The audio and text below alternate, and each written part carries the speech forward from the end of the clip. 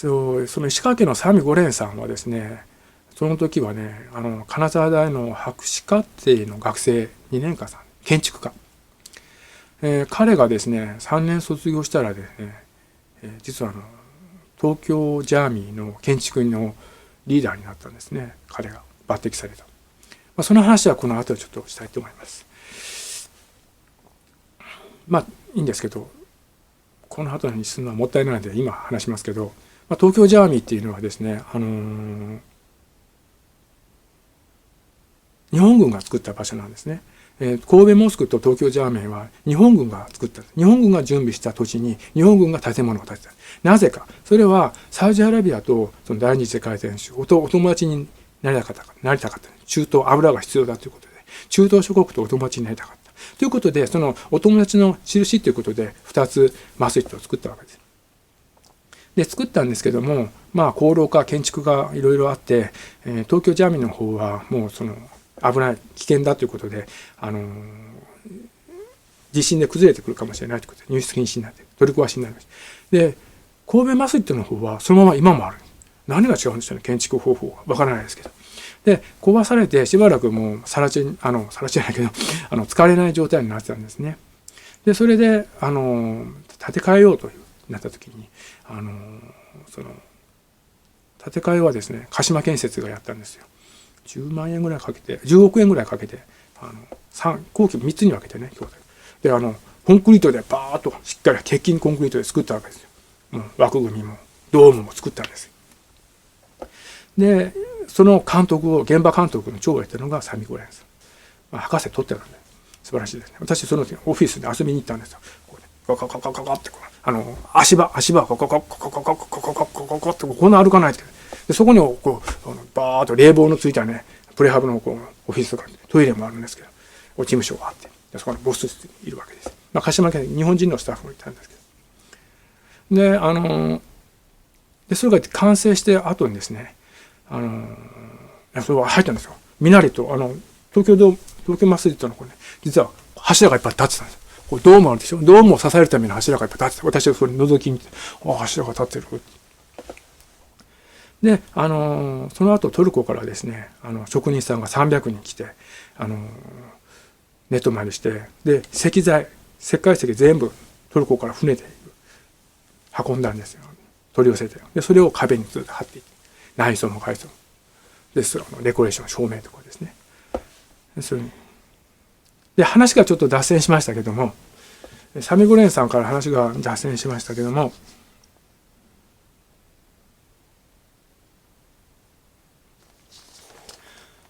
で、私がですね、いた石川県はですね、お酒がとっても美味しいところでして、吟醸とかね、日本酒、濁り酒とかね、ビールも美味しいと、温泉もスキーもあるところ。で、そこでいろんな、そういうのを飲んで、私はまだムスリムじゃなかったので。で、三味五蓮さんとかいたわけです。それでですね、日曜日にですね、勉強会、ランチ会やってるよ。行くよって。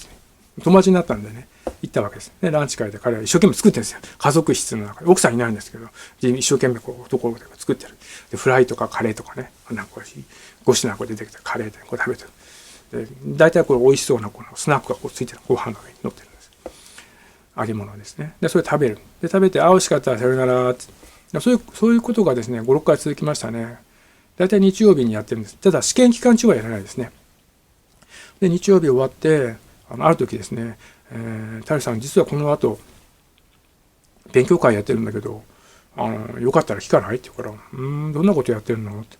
聞いてみればわかるよって言うんで、いいよ。で、後ろの方で見てるねって、傍観者で後ろで触ってみて。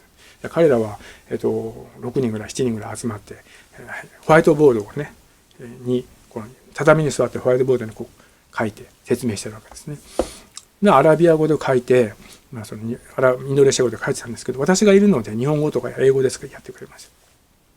で、アラビア語でリレーションマップなんですね。単語があって、例えば、タクワとかいう話があって、タクワの種類にはこれとこれとこれとカテゴリーがあります。で、これは2章の34節関係あります。2章の34節で読んでみましょう。書いてアラビア語でもインドネシア語でも。じゃあ大将さん日本語で読んでみて。日本語のやつ渡されてる。なんか書いて難しいこと書いてあるな。でも面白そうだなと思ったんですね。何これイスラムで言うの？そうだよ、僕たちはイスラムだよ。へえ、なんかよくわかんない。なんかわかるようなもんないの？まあ彼らも断片的にこう言うからね。わかったって言うから。そしたら彼らがですね、翌々日ぐらいにね、誰さん来たよってこうパンフレット。実はイスラミックセンタージャパンっていうのが日本にあって、今は活動を休止してるんですけども、そこにパンフレットがたくさんあるんですね。こんな薄い小冊子。で、印刷クオリティ低いんですけども、日本人にとっては。ただ、あと日本語もこう古めかしい、ちょっと読みづらい日本語。だけども内容はしっかりエッセンス詰まっている。で、それを読んだんですね。大変だったけど。20種類くらい読みましたね。ああ、こうなんだ。へえ、分かった。大体分かった。もう大体もう分かった気になる。こういう宗教なんだ。ああ、こういう考え方するんだ。ああ、ということで、じゃあ、そうなんだ。じゃあもう少し勉強するって言うから、ね、彼らが勉強会やってるんだけど、日曜日に。ランチ&スタディ。12時から1時までランチ。実際は2時まで。実は12時から1時までは礼拝とクッキング。1時から2時がランチ。2時から3時がスタディ。そんな感じでしたね。で、彼らがそのリレーションマップでずっとトピックに従ってずっとやってるわけですね。私はいろいろ質問する。どうして？なぜ殺すの？どうして戦うのって、よくありがちな質問ですよね。そんな質問をして、彼らは説明してくる。いやいや、ここの章に書いてあるこれの意味はね、日本語？何それ、どういう意味って、彼は日本語でこういう意味だよ。それちょっと違うかもしれない、ニュアンスがあって。実はインドネシア語にはこう書いて、英語のクルアンにはこう書いてある。ちょっと意味のニュアンスが違うね。そうだね。その英語の意味だったら、なんかわかる気がするって、そんなことあるわけですよ。そんなことを言いながらやってたわけです。そうやってですね、もう1年か2年ぐらいかかったかな。1年ぐらいかけたかな。で、私がですね、博士課程1年になった時にですね、やってたんですけど、もう大体もう話も、で、私はちょっとこれは勉強しないといけないって、入信しないとか言われて、いや、まだまだ私分かんないことたくさんある、まだ、だって私なんか矛盾があると嫌じゃないですか。で、それで、じゃあ、日本語クルアンをね、読んだんです。最初、1章から114章の最後まで、日本語通で読んだんです。で、分かんないところが意味分からない、理解できない、たくさんある。で、なんでこんな話が法律の相続の話とかね、何の話とか思ってたんですけども、分かんないとこいっぱいあるんですよ。でも、読んで、分かんないとか全部聞いたんです。この話は意味分かんないとか、なんで矛盾してるんだけど、で、大体クリアして、納得。でも、納得できない場所もたくさんある。で、そこをどうするかなんですね。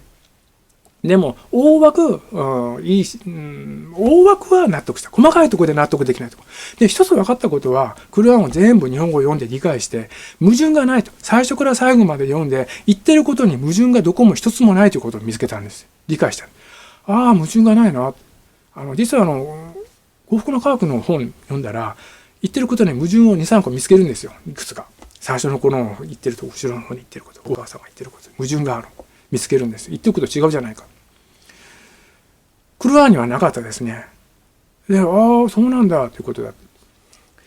で、後になって分かったことなんですけども、クルアンで分からないことがたくさんあるって、実はそれで当たり前なんですね。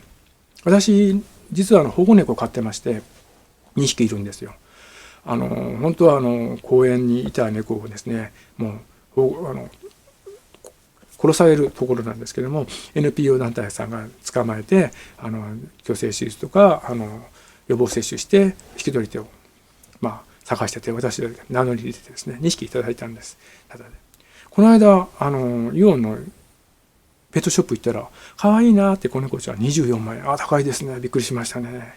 それはいいんですけども、猫をですね、猫はうちにいて、犬と違ってあんまり懐かない。ご飯の時と自分が気持ちいい時と遊びたい時だけ懐くんだけど、それ以外はマイペースなんです。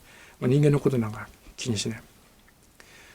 で、彼らのためにご飯をパーチルの後とマグリブの後に準備するわけです。あとうんちの掃除もする。大変。で、保護猫さんの約束で、外に出さないでくださいと。外に出たら交通事故も合うし、猫エイズっていうのがあるらしい。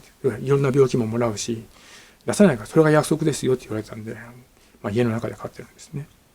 かわいそうだなと思いますね。家から出れなくて。